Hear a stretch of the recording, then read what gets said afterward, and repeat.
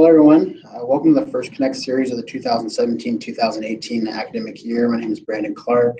I'm the Division A Graduate Student Committee Connect Series co-chair, and I'm a second-year PhD student in the Educational Leadership Organization and Policy Program in the School of Education here at Iowa State University. The Connect series is an initiative sponsored by the ARA Division A Graduate Student Committee, which features a sequence of virtual real-time sessions broadcast monthly during the academic year. Each session features different scholar, practitioner, panelists and focuses on a unique theme related to educational leadership, organizations, and policy. Today's Connect Series theme is ethics, spirituality, and social justice in educational leadership.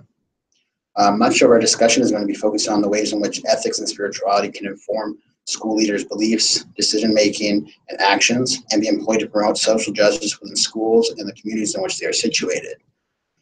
Today, we are fortunate to be joined by Dr. Joanne Marshall and Dr. Daniel Spikes, who are both faculty members here at Iowa State University. Dr. Marshall, would you like to introduce yourself and talk about some of your current work and research interests? Oh, sure. Well, I'm Joanne Marshall. I've been here at Iowa State for 14 years now. I'm an associate professor and help direct the educational leadership program. I am interested in the intersection of sort of public life and private life, especially as they enter in public schools. So that leads me to ethics and spirituality, some religion, some work-life balance, and then how people interact with that. Coming from the idea that Parker Palmer has of, you bring who you are when you're teaching, you bring who you are when you're leading, discrete little compartmentalized people. That's what we are working on. I've also been more recently involved with working on philanthropy, and there's a couple teacher-led foundations that I've been following to see what they've been doing and how they're working. My name is Daniel Spikes. I am an assistant professor here at Iowa State University. I have been here for 3 years. I've just been in my fourth year here. I'm also in the Educational Leadership Organizations and Policy Program. So obviously we help to prepare future principals, systems level leaders in K-12 settings.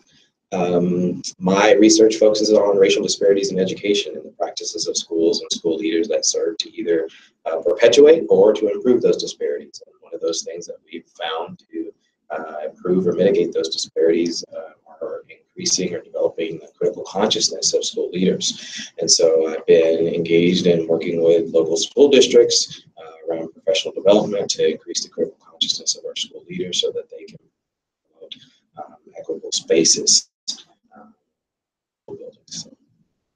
And currently I do teach a class, ethics, spirituality, and social justice, and in educational leadership. Actually, I think it's titled in administrative practice, but we like to use the term in educational leadership.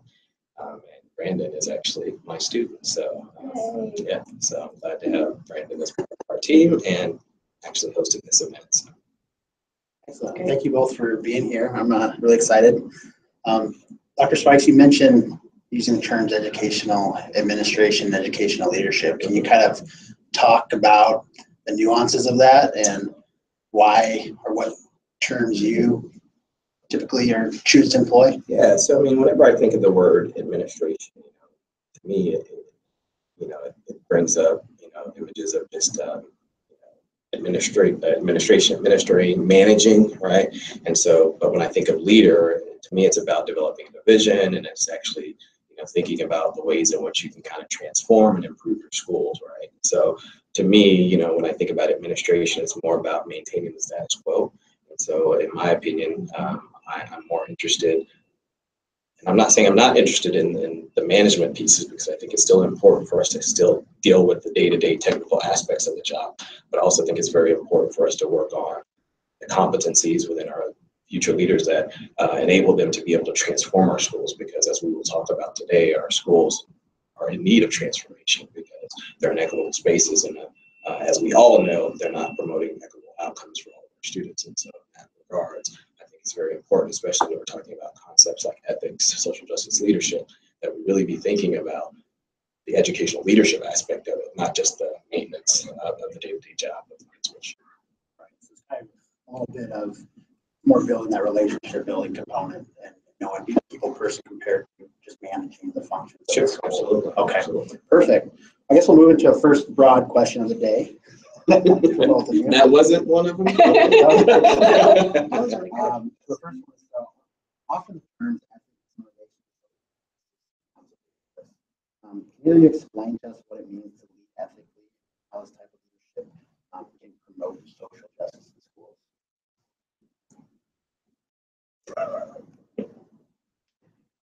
Well, I mean, I'll start with this, and then maybe you can, back off of this and correct me where I'm wrong. I kind of wrote some notes here.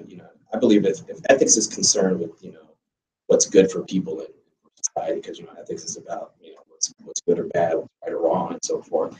And ethical leadership, in my opinion, should be synonymous with social justice leadership, right? Because if social justice leadership, it concerns itself with the equitable distribution of resources and opportunities. So we see that as good, right? And so if ethics concerns itself what is good for individual people, social justice leadership concerns itself with the equitable distribution of resources and opportunities, which we know to be a good thing, right? Then ethical leadership and social justice leadership should be something that we should all strive for promoting, right? People being ethical in their responsibilities as a leader, promoting the well-being of all students, but also make sure we're more nuanced in that conversation, right? Not just about good and bad, but what does that look like, right? So in my opinion, that means that we are about promoting equitable access to resources and opportunities for those students. Anything to add on that? Well, when I thought of the question, I thought of the textbook. I think you guys were using to check around stuff. Yes. Where they delineate different paradigms that you use. And so one of those is the ethic of critique, which to me is most related to social justice, because you're looking at the status quo and then trying to figure out what could be different. How can I lead in a better way? Maybe we were talking about this earlier, how the policy that is in place under the ethic of justice may not be one that is actually just. So how can I critique that? How can I change that? How can I move people to want to do that? Well, I think with ethics sometimes too, it's so we kind of see this blending of ethics should be they should be synonymous. They should be that I'm getting from you, Dr. Spikes. So a lot of times when we hear ethics, it's a question of kind of like right and wrong, right? But kind of from what we were learning from your course, and can you explain to us the different? You mentioned the ethic of critique, the ethic of justice. What are the different types of ethics, and how do they lead people in general and school leaders in their decision making, their practices? Something an issue arises at school. How does a principal address this issue using the different types of ethical paradigms? I guess you could say. A few years ago, I was actually running a professional development program for the school ministers of Iowa called Leading with Soul. And some research I did was to chase some of the participants in that around and ask them what kind of ethical dilemmas they faced and then what kind of decisions they make and how they make those decisions. And we tried to lay those frameworks on top of the decisions that they were talking about. So they all came down to that ethic of the profession when they talk about what's best for students. And that's how they frame the decision making that they have. You can then argue about interpretations of what the best interest of students is. And the difficulty about ethical dilemmas is that they're dilemmas, right? You may have a different interpretation than Dr. Spikes than I am going to have, because there's not one right answer. And sometimes you're not going to know the right answer for a couple of decades down the road of, I shouldn't have done it that way, or maybe I should have.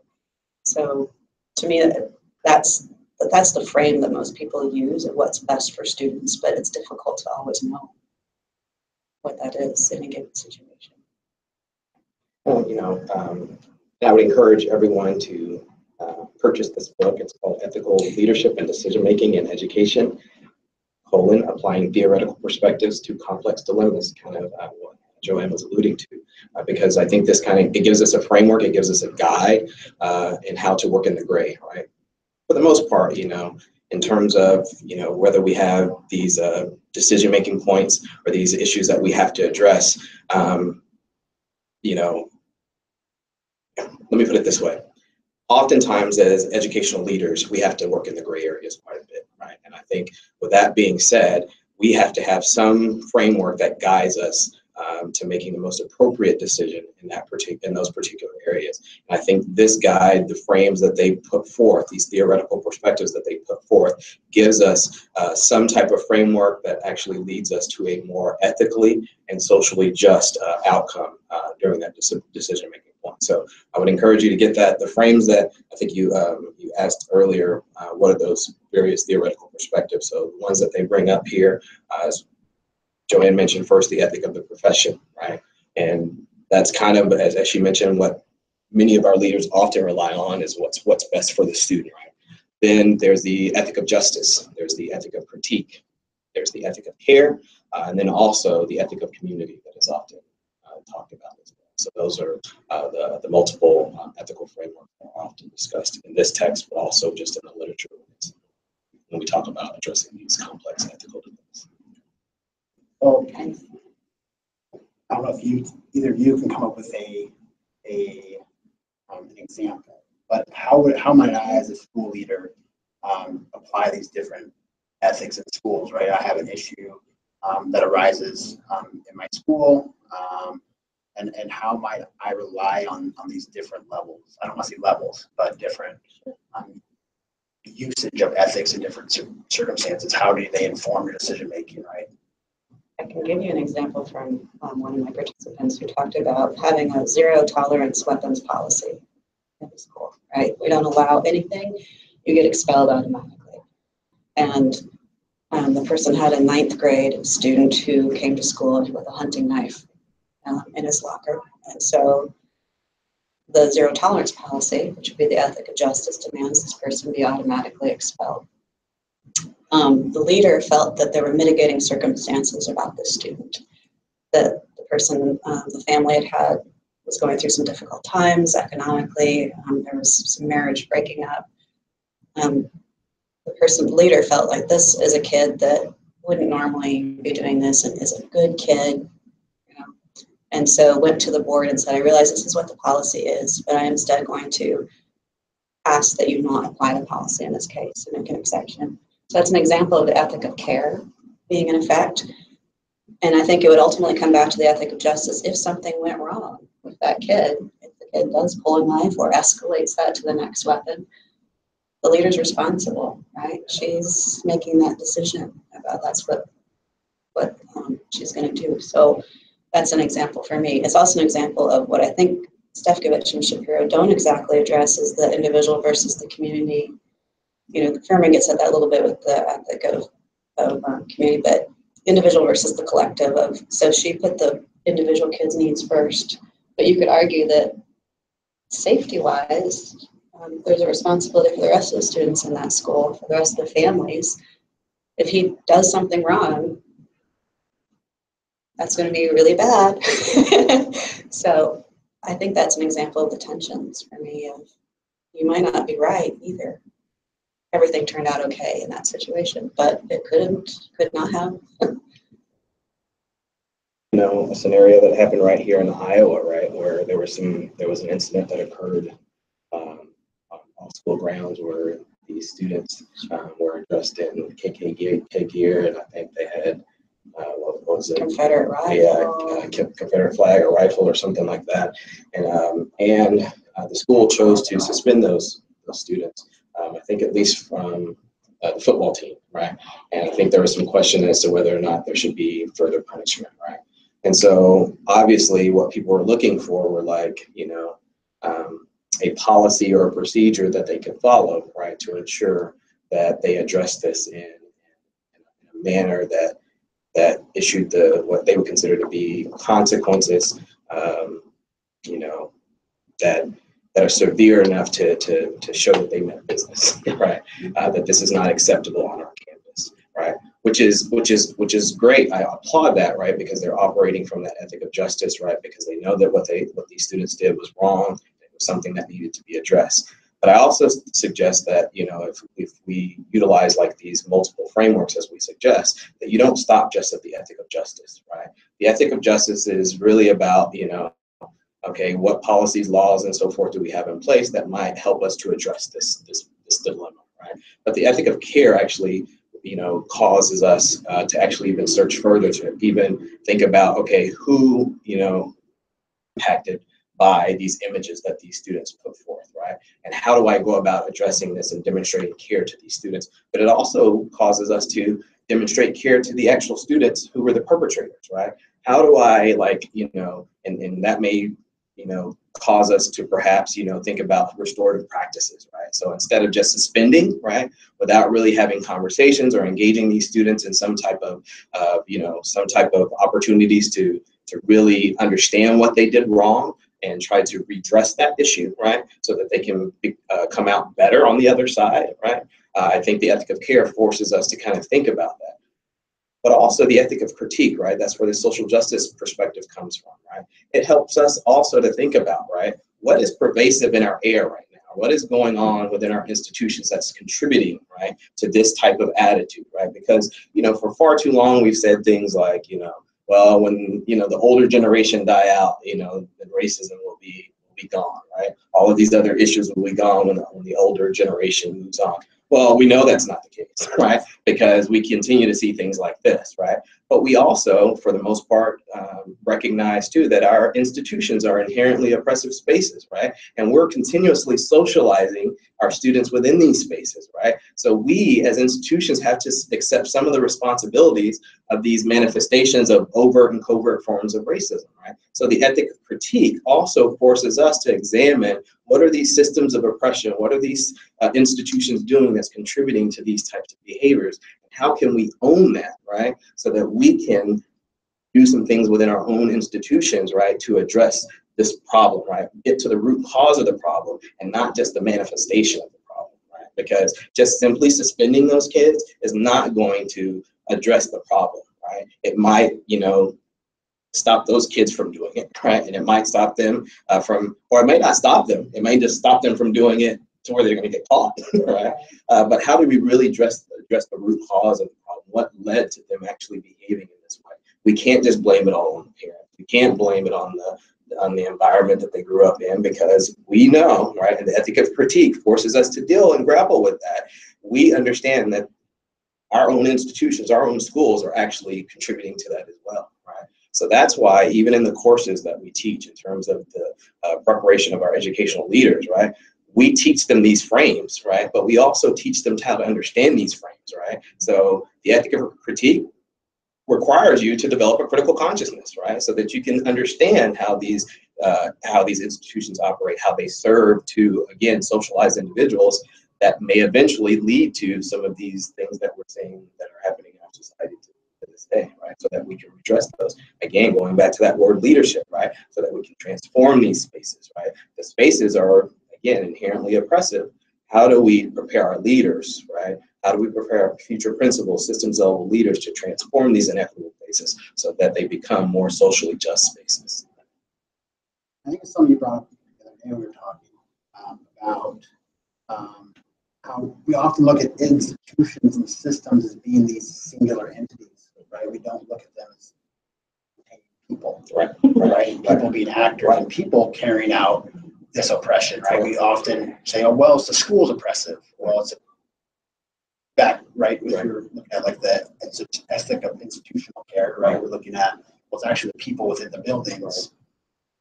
Right. Is that? Yeah, absolutely. Because again, oftentimes we say these terms like, oh, institutions are oppressive, like it's this like Wizard of Oz is just operating on its own, right? But no, we are the institution, right? The actors within the institutions are actually what carry forth what the institution privileges, right?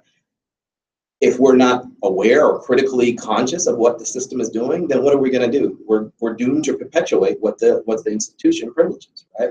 However, we have to become critically conscious, right? If we become critically conscious, then we can disrupt that, right? So in essence, we have the agency, right? We can't say that the institutions do this, institutions do that, and absolve ourselves of any individual responsibility, because the institutions don't act in isolation of the actors, right? The actors act either in concert with the institution, or they act, to resist those institutions. So what we're trying to prepare our leaders to do is to resist, especially the inequitable practices, right, or the inequitable structures and barriers that are already inherent within these institutions.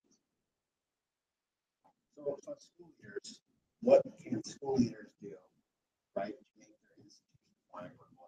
I mean, what are some of the, working with teachers, professional development, what are the strategies that, if I'm a building school leader and I'm noticing these inequities, what are some strategies I can employ to help to change that environment, help to change? Good question. What we call Dr. Spikes, do professional development. We do an assignment in our classes with equity audit to raise the consciousness that Dr. Spikes is talking about too. But go out and ask the questions, and it's from Capper and Futura, of how many kids are in advanced placement, and look at the demographics of the kids that are in advanced placement. Do you have any kids in advanced placement that are from free and reduced lunch? Look at the kids in band. And so it's not just the academic outcomes, but you're also looking at the social outcomes. And then once you raise people's awareness of, here are the numbers, here's what your data is showing you, because we're such a data-driven society, and that's a starting place for people to become more aware of, And then you bring in Dr. Spikes to tell you how to fix it. And yes, I mean, the equity audits, I think, we have the Burring Capper template that we can use. There's also one by McKinsey, was it Sperla, McKinsey, Shirk. I think the text is called Using Equity Audits to Create Equitable and Excellent Schools. So another book that you should purchase, right? It explains how to conduct an equity audit, also gives a template, right? So again, as Joanne mentioned, we engage our students in this process. We ask them to conduct an equity audit. But as we mentioned before, it's important that we work with our leaders to develop this critical consciousness, right? So, there's a lot of literature out there that speaks to the need for preparation programs to actually engage their leaders in this critical consciousness raising, right? And so we are very intentional about that. Our coursework is making sure that we take that inside out approach to cultural competency. We get people to understand who they are, right? Their own social identities, and then how they connect to these larger systems of oppression.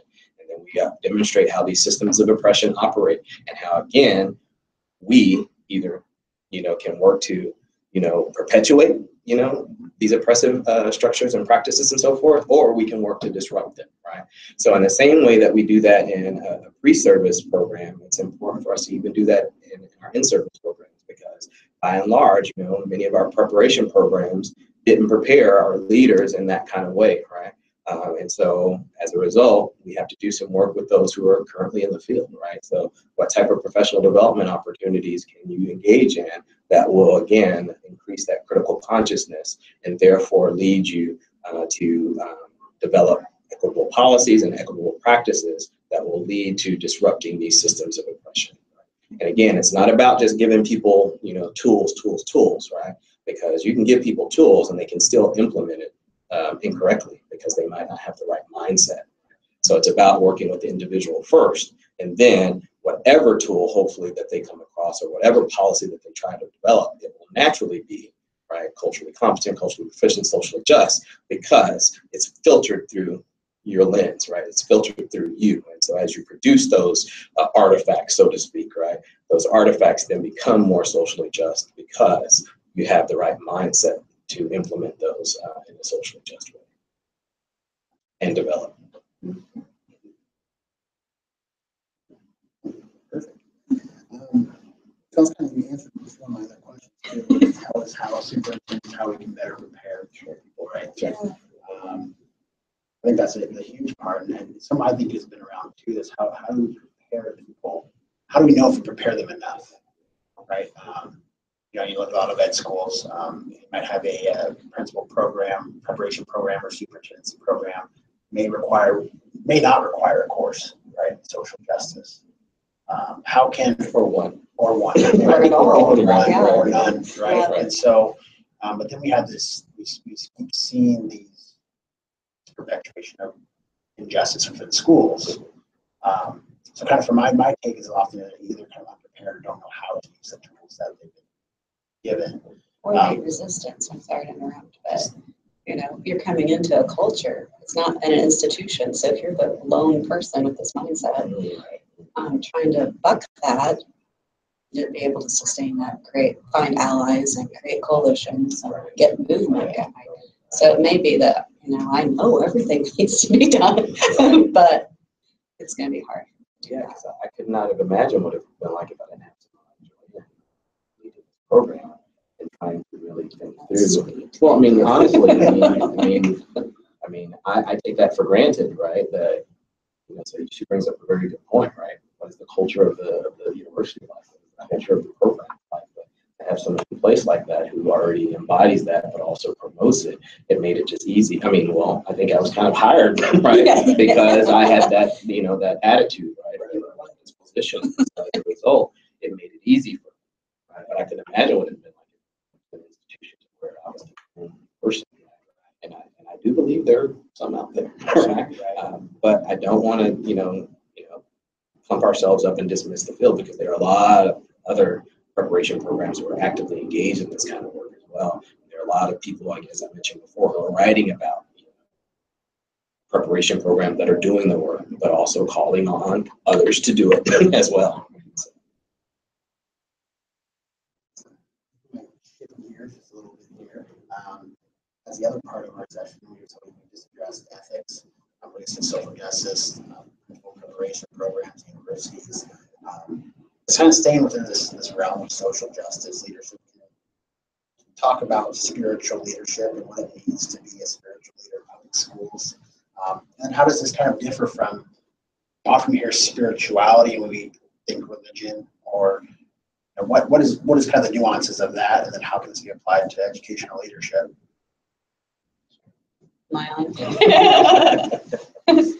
Sometimes I do a little seminar for people explaining the spirituality and religion difference. So religion is a framework, a set of formal beliefs, usually with an institution associated with it. Spirituality is bigger. If you think of like an umbrella under which religion could be. So spirituality is your connection with the universe, your connection with humans, very, very broadly. So as a Christian, I would identify Christian as my religious framework under my spirituality. But you have people that identify as Buddhist, you have people as Jewish, with other religious frameworks, as well as people who say that none of that applies to me. I'm spiritual, but I'm not religious. So you get people making those claims also. I would argue everything that you do in leadership, I alluded to Parker Palmer earlier, is a spiritual exercise, because it deals with how you connect with the universe and with each other. And when you're talking about relationships and the culture that you're building, that's a spiritual exercise. So I may interpret that through my lens of religious framework, whatever that is, but everyone is interpreting it in some way. Maybe they're more or less conscious of how they're doing it, but you're bringing who you are with the way you treat people and the culture that you establish in your school. Did you ask about social justice in the beginning of that? I should have written down my question. Within the realm, so just what it means. So just spiritual leadership, what is it, and what it means to be a spiritual leader in public schools. I think I got that. There's a really great study by Capper and, her name went right on my head, Keller maybe, where they were doing a look at social justice principles and found out that who were inclusive, and discovered that spirituality was the core of their leadership. So the article is something like, spirituality, it's the core of my leadership, because that's what they discovered, that these are what these people have in common. There's a really good piece that I read that often, to me, it delineates the difference between spirituality and religion very well. It's a piece by Louis Fry.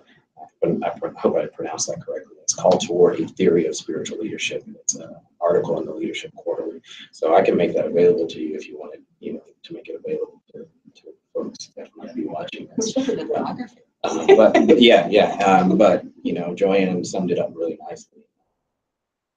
Basically, what. Yeah, I think it's just an important thing, because spirituality, there's something that was more new to me. It automatically, a lot of people might, I think, you go straight to religion, right? Which in our education system, Christianity has been the dominant religion in schools. And so I think that does make a lot of students dealing with injustice or feeling out, because they don't share that, Christian beliefs and things like that. So I think it's really just it's an interesting way to look at spirituality and how to lead spiritually. I think there's an article by you. Your article, one of yours. We talked Lovely. a few of yours. I should have had it written down so I could plug in. But you talk about like education and spiritual, like schools being spiritual places. Right. What does that kind of mean? Like what as far as what's the education, what's a school as a spiritual place? Other people have written about this much more than I have, about schools being moral places, like Good Lad, that naturally there are moral decisions that people are making all the time. And I just think the way you treat people is a spiritual exercise in schools. So if you're treating them justly, if you're treating them with care, that makes it a spiritual place. And any teacher will tell you, I'm not only teaching math, I'm also teaching how to treat each other. I can't tell you how much sex ed I did in English class. There are other things that come up in the nature of your class, right? And you make statements like, we don't treat people like that. We don't do things like that. So connected to that, I have this different definition by Fry of spiritual leadership, and calls it comprises the values, attitudes, and behaviors that are necessary to intrinsically motivate oneself and others so that they have a sense of spiritual survival through calling and membership. nice. And then he goes on to say that this entails creating a vision wherein organization members experience a sense of calling and that their life has meaning and makes a difference.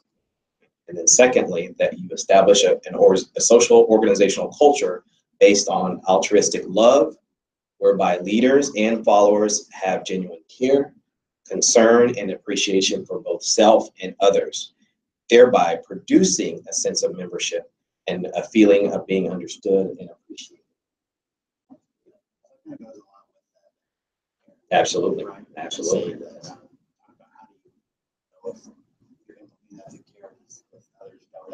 Care about them, right? I think that's what you spoke to us about. And modeled. And I would even amend that a little bit to even say that it's very difficult to demonstrate an ethic of care without understanding the ethic of critique, right? Because how can you truly care for someone if you don't know who they are and how they experience the world, right?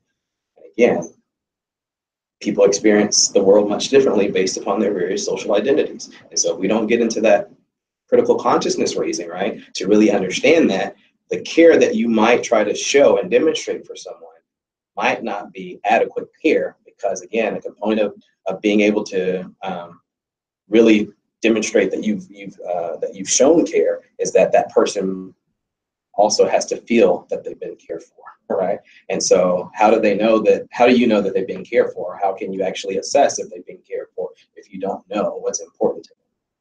They are. Yeah, I think it's a really important thing to think about. We often hear people say, or educators and everyone else, I care about you. Mm-hmm.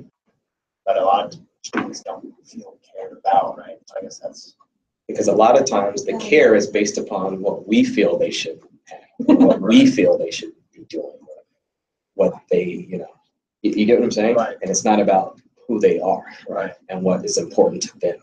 Right. To some extent, yeah. Now, there are some things as adults that we feel like students need to know, right? And it's important for us to get that across to them, but it's also some things that we can learn from them to help us be better able to help them to grow and mature and become those global democratic citizens that we keep saying that we're creating. I'm not sure.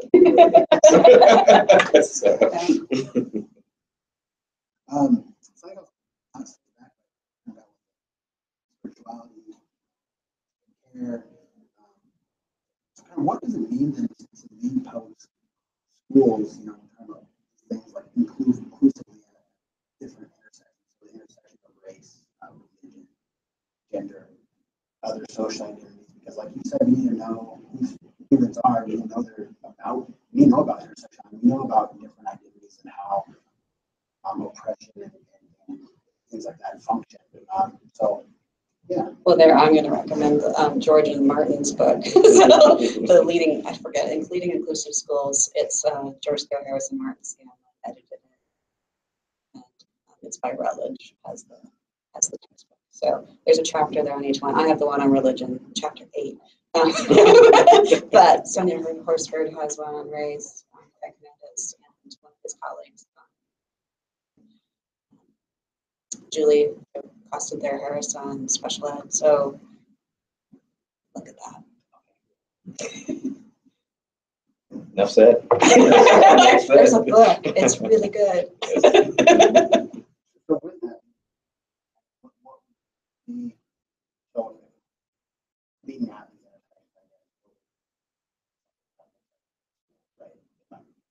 how can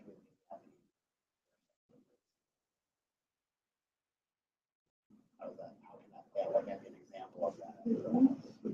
Well, again, I think, we kind of have to back up a little bit, right? And as I mentioned before, this is an inside-out approach, right? So first, to promote like equity within our spaces, sometimes we have to go through our own like transformation. So again, what does this look like? We got to have staff, and we got to have our leaders within our school. And I would actually argue that all the folks within our schools are leaders in some way. Right? But we got to go through this process of really grappling with who we are, right? And how are we connected to not only our students, but how are we connecting to these larger systems, right? How do our various identities connect to these larger systems? So really be like very in tune with, our social identities, especially the ones that are dominant, right? So for example, the dominant, social identity with regards to race is white. So we got to understand what that really means, right? So if you're a white person, because to some extent society is crafted in such a way to make our dominant social identities very, I wouldn't say invisible to us, but disconscious to us, right? To some extent, and so it's very important that we grapple with that, right? That we understand that that we hold these various identities, and so from a gender standpoint, male, right? So as a male, I think I have to be very cognizant of the fact that I hold that identity, right? And as a result of that, I also need to understand how, again, it's connected to larger systems of oppression. What does it mean to be dominant? That means that particular identity, right, is something that's privileged within our society and within our institutions. Right? Then I have to come to grips with the fact that, if that's the case, right, then it's possible, because of, if I'm not very critically conscious to it, that I could be perpetuating some isms, right? Sexism, right? Because, I'm just assuming that the things that I do are just natural, they're just normal, right? But, Anais Nin has this very famous quote where he says, we see the world as we are, not as it is, right? And so it's very important for us to understand that our lived experiences are basically based upon our social and cultural identities, right? And so I got to come to terms with that. So if I think that, the ways in which I interact with people is just purely based on the fact that I'm just a normal guy, right, or a normal person, that's problematic, right? I have to understand that, no, the ways in which I navigate the world, the ways in which I experience the world, even the treatment that I received oftentimes are based upon these multiple identities that I carry. And so, again, from a dominant perspective, I have to really think about that from a male-centered perspective, right? So, the way I traverse the world, the way I traverse these institutions as a male may be distinctly different, right, than a female might, right? Based upon sexuality, based upon all of these things. I really have to think about that, because I'm going to come into contact, right, with people who might experience it a little bit differently, right? I also have to be thinking about that because I might be disconscious to how I might be, in a way, again, as I mentioned earlier, perpetuating some isms in my class by maybe always, I don't know, calling on other guys all the time, other males in my classroom, right? And not calling on women, right? Because I might have been socialized to believe that, in science, for example, right? Because we know by and large that, images that we've gotten over the years of who scientists are, right, have always been white men, lab coats, glasses, right? So in my mind, men are scientists, right? But I'm not really consciously thinking about it that way. I've just been kind of socialized to believe that way. So it's always in the back of my head. So when I'm in that classroom, right, and I'm teaching science, for example, I might inadvertently be calling on men or males most of the time, simply because I'm thinking that they're the right, or even the visuals that I'm often portraying, right, could be reinforcing that image of the male scientist all the time. So I got to be really critically conscious of that, so that my behaviors can change, right, to disrupt that master narrative that's oppressive, right? I got to do that for all of my identity, right? Not just simply for the fact of helping those from marginalized populations either, right? It's important for that, but it's also important that I do it because, again, we're trying to promote global democratic citizens, right? So for those folks who are sitting there that are holding those dominant social identities, I have to make sure that I'm countering those messages for them too, right? So the question is what does that look like, right? It looks at like me fixing myself, so that every action that I do after that, the policies I develop, even, to the details of what I put in my classroom, the posters that I put up, the stories that I choose to read, right? How I lead, what my committees look like from, when I'm a principal, right? Whose voices are at the table, right? I have to make sure that I become very aware, again, of who I am, what I'm lacking, right? What the messages are here in society, and how I can counter those messages, especially the ones that promote inequitable outcomes, so that my school can become a place that, again, promotes equity. This is a big thing, is this that reflection. Critical reflection. So, but it doesn't, because sometimes when people say that, they assume that it's, well, okay, but where's the action? Well, first of all, that is action. So let me make sure I make that clear. But secondly, what should result from that, right? Are actual, behaviors and practices now that are equitable, right? So I should see some results of that transformation, right? That internal transformation. Because remember, I said it's an inside out approach. I work with me first, but then things after that should align to that, right? So again, I should see in schools that, the books, right, that are in the libraries, the books that are in the teachers' classrooms, right, they're more multicultural. I should see the posters that are hanging in my hallways and all the committees, right? I should see them being very diverse, right? So the question, what does that look like? That's what it looks like. I just want to make sure everyone's on the social identities. I don't want to go too deep down this road of social identities, but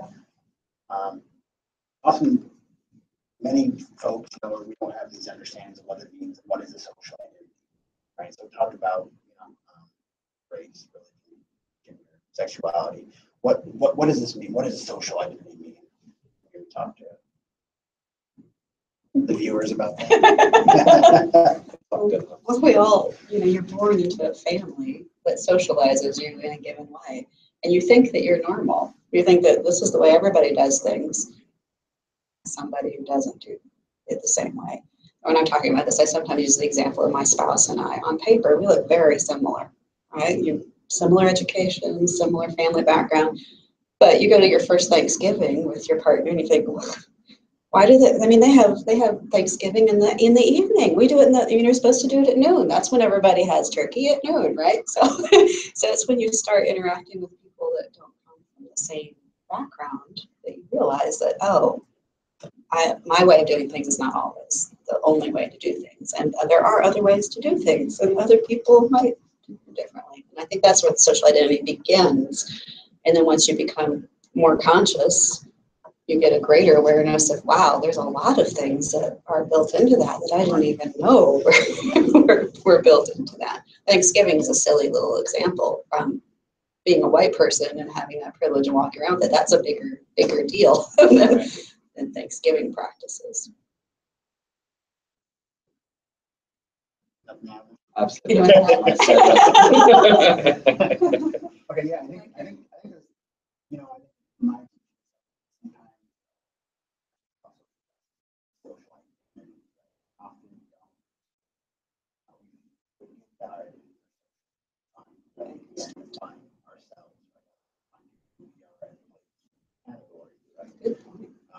and so I think that's something we got to perhaps keep in mind when we are, or maybe some way to lead is to explain to folks that you are the result of your environment, of your influences, of we're not just born racist, right? Essentially, but I think that's something that I don't know if you've noticed that it's passed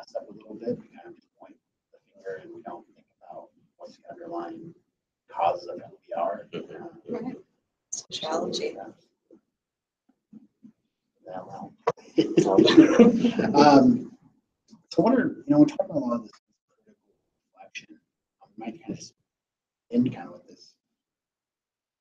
What are some things that school leaders or teaching, right, in classes, what are some things that can be employed to get this deep reflection going, to train, right, essentially train us to think about who we are, to think about, we had an activity you talked about, Dr. Spikes, about,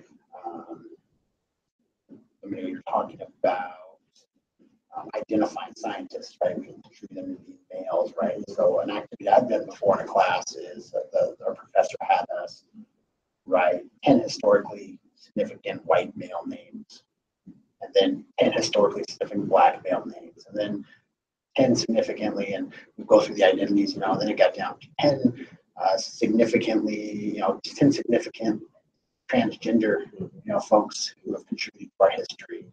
What you find is, we can all write 10 white males down very easily. Black males maybe, but when we get to Asian, and aside from your identity too, I suppose it's related to. But that was like one activity that I've done that I found valuable to get me to reflect on where is my knowledge coming from. Also, what do I know, right? What do I think I know or don't know? So what are some maybe activities that can be employed in for graduate students out there who are teaching classes on social justice, or for professors who employ in a social justice course, any course for that matter? I think it's important. I think that we talk about here is our social justice teachings are somewhat limited, and so why not? How can we maybe employ things like this in all classes? I think it's an important activity. So, what are some other activities that you've done in your courses, or get us thinking in depth about ourselves? About white identity, we did one. I think Debbie Irving recommends it. Of, what are you proud of about being white? And we posed this in a church Sunday school class last year, and there was dead silence among a bunch of white people. Like, what am I proud of for being white? I mean, because it makes you realize everybody that we think of or that we point to is an important historical figure. Like, well, yeah, we're white, and we never thought of that as a thing. It's just taken for granted. It's just something that you swim in. So kind of having that part of reflection would be one thing. I think there's to recommend another book. Maureen Adams has the one on social justice teaching. Can you remember what it is? Okay, so Adams edited one which would have a bunch of examples for people to use. Teaching Tolerance, of course, has a bunch of exercises that you can do that would be a good thing also.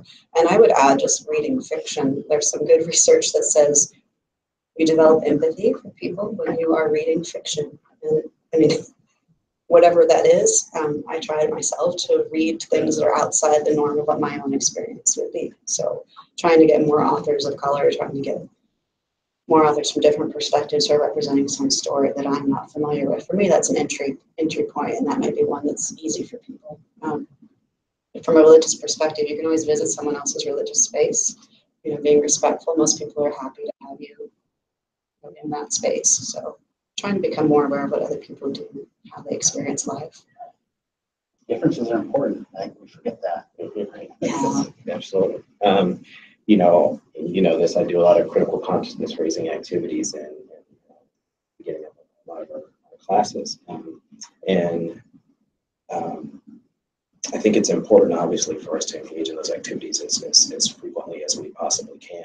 But to your question about where are some resources, what are some activities that we actually do? So hopefully, if you're not already, you should be a member of UCA, and if so, they have some modules, LSDL modules, that you can actually look at that actually give you some lessons and some activities that you can engage folks in to try to develop that critical consciousness, right?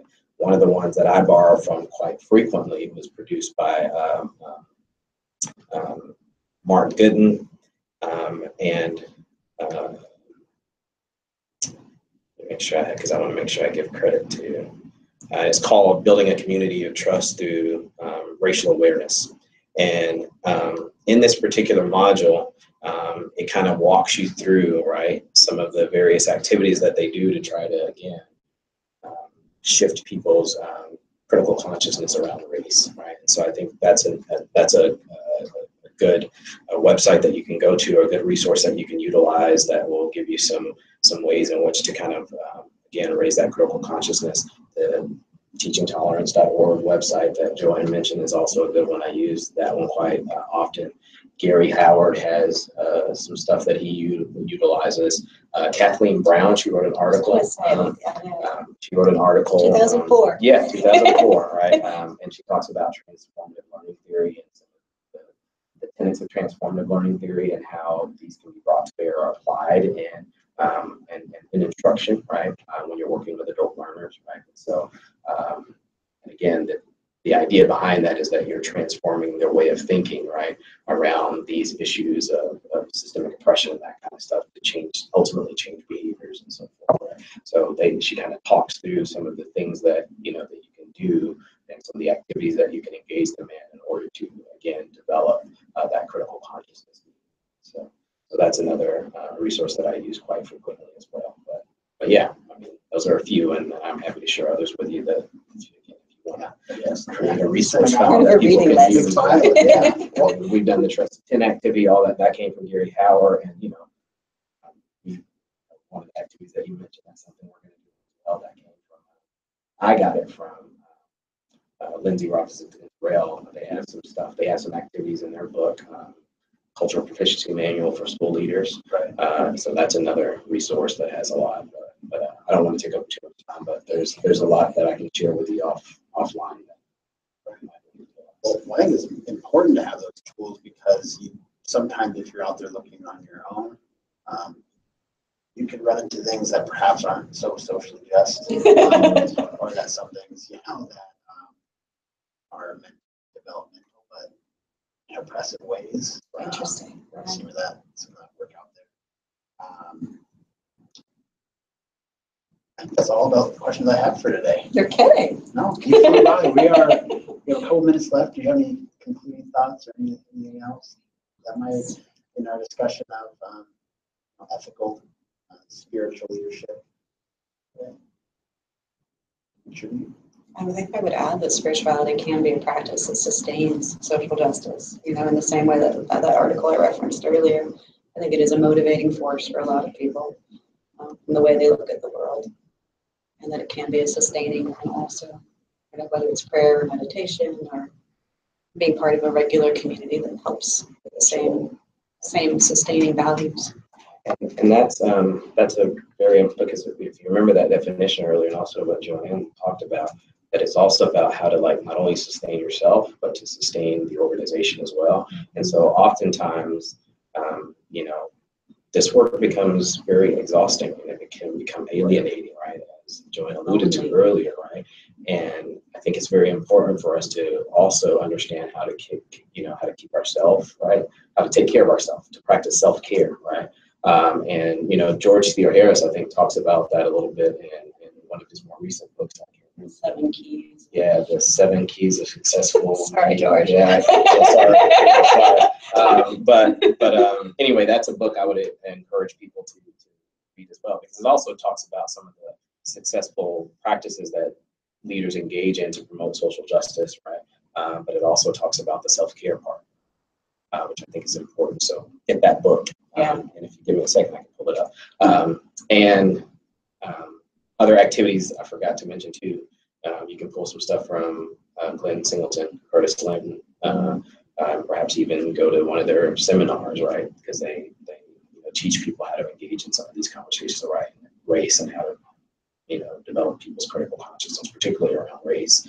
But I would advise any that raise awareness or the critical consciousness about any of the social identities would not only help people to work within themselves, but to also give them some activities that they can use to facilitate with other people as well. One other thing, I mentioned the modules on the UCA website. I can share that with you. The one that I mentioned was created by both Mark Gooden and Ian O'Doherty.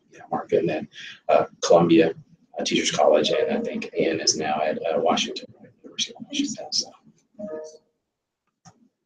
Excellent. No, I think that when you bring up about taking care of yourself first, how can you take care of anything else for yourself? So I think that's a big thing that a lot of us in PhD programs and or the profession don't do as much as we should have. You know, mental, physical, everything, you know, all components of that overall well-being, you know,